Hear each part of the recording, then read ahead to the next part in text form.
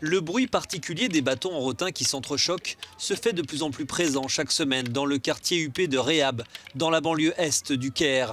Le tartib, une tradition égyptienne qui remonte à plus de 5000 ans, est devenu un art martial moderne.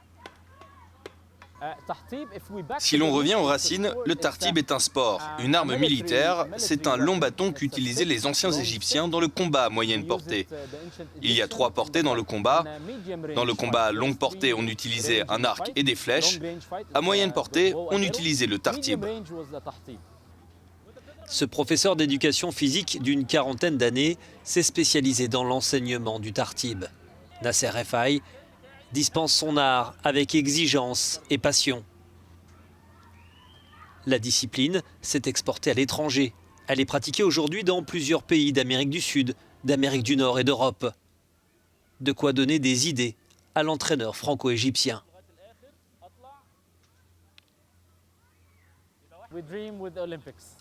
On rêve des Jeux Olympiques. On rêve de voir ce sport aux Jeux Olympiques. Il s'agit de promouvoir le sport.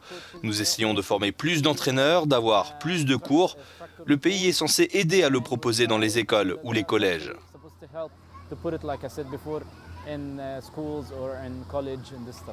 Le tartib traditionnel n'opposait à l'origine que les hommes.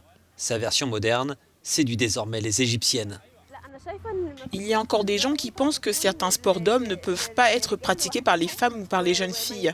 Et je me bats contre cette idée. J'ai fait de nombreux sports dits masculins et j'ai toujours combattu cette idée. C'est aussi pour ça que j'étais déterminée à venir ici.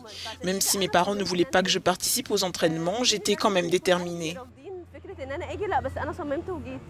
En 2016, l'UNESCO a inscrit cet art martial au patrimoine culturel immatériel de l'humanité, en attendant, qui sait, un jour, les JO.